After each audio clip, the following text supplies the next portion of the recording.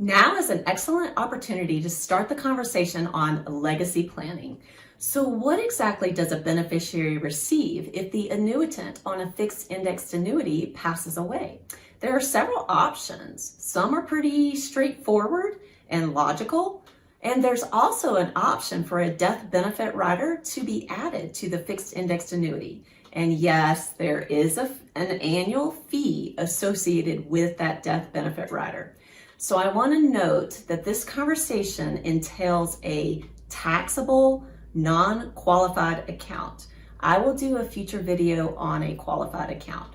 So the qualified will bring some changes to the tax situation, in addition to how quickly the payouts need to be made to the beneficiary.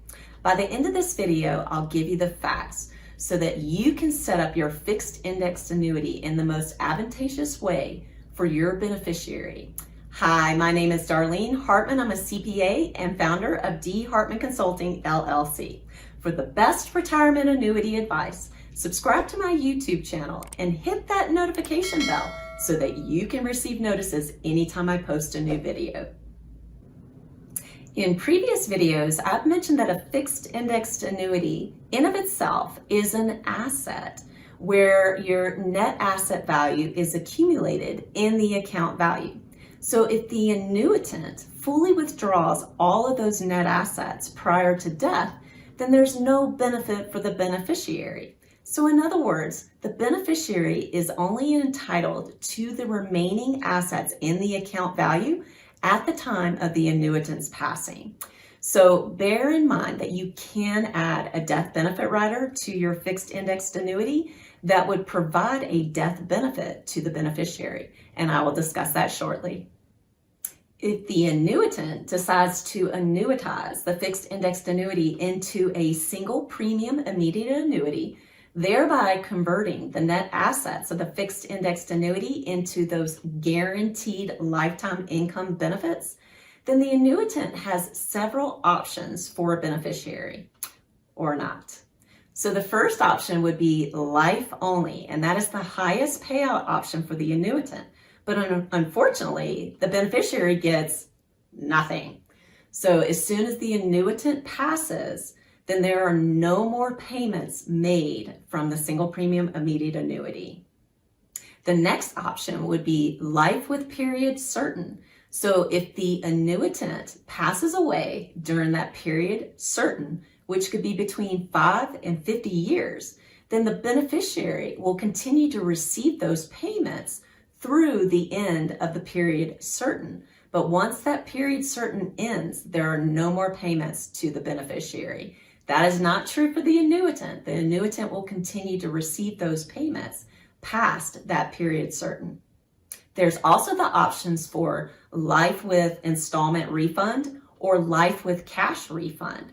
So both of these options would entail the balance in the account value. So it's the net asset value would be distributed to the beneficiary at the time of the annuitant's passing. But the installment method, the beneficiary would receive monthly payments, whereas on the cash refund, the beneficiary would receive a lump sum payment for the remaining assets in that fixed indexed annuity. So note that even though it's a single premium immediate annuity, they're not going to continue to receive income payments, but rather payments based on the net asset value. The last option is life with percent of premium death benefit. So in this situation, the beneficiary will receive either 25 or 50% of the net asset value in the fixed indexed annuity at the time that it was converted into a single premium immediate annuity. So if you want more details on these payout options, be sure to check out my video, Customizable Payout Options. Leave me a comment in the section below and let me know if you've ever inherited a fixed indexed annuity. Also, if you're enjoying this video, be sure to give me a thumbs up, subscribe to my YouTube channel, and hit that notification bell so that you can receive notices anytime I post a new video. If the annuitant added a lifetime income benefit rider to his or her fixed indexed annuity, then the beneficiary would only be entitled to the net asset value at the time of the annuitant's passing. So don't forget that the only value associated with that income rider is those guaranteed lifetime income benefits. So you cannot cash out those benefits or take them as a lump sum, and that is true for the annuitant and the beneficiary. So again, the beneficiary will not receive any benefits associated with the income rider, but rather any remaining assets in the fixed indexed annuities account value. As I mentioned earlier, the annuitant has the option to add a guarantee issue death benefit rider to his or her fixed indexed annuity. And given that it is a rider, there is an annual fee associated with it, which is charged against the account value for the fixed indexed annuity. So just so you know, there are not a lot of annuity carriers that offer this rider. But if you are adding this rider to your fixed indexed annuity, so the way it works is it grows by a percentage as established in the contract, and it can only be used for the death benefit. With respect to payout options, the beneficiary can actually choose to receive a lump sum payment from the fixed indexed annuity or have the payout in 5 years. So note that I did say that the beneficiary elects the payout option rather than the annuitant, because in all the previous options that I mentioned, the annuitant made the decision on how the payout was to be received by the beneficiary at the time that the annuitant signed the contract. I also want to note that it does not make economic sense to add an income rider and a death benefit rider to your fixed indexed annuity. The costs for both of those riders would far exceed any benefits that you could obtain from both of those riders. So when is adding a guarantee issue death benefit rider the right fit for your fixed indexed annuity?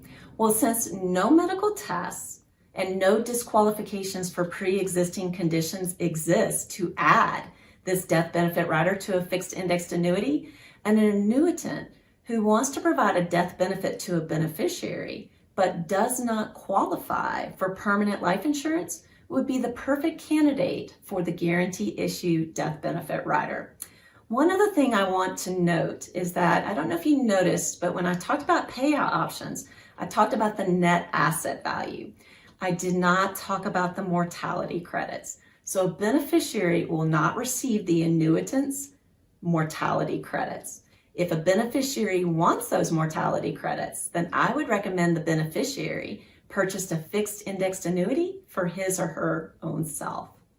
If you're interested in obtaining a fixed indexed annuity for the guaranteed lifetime income benefits it can provide you, in addition to the certainty, financial security, and happiness it can provide your retirement, be sure to click the link below to apply to become my client.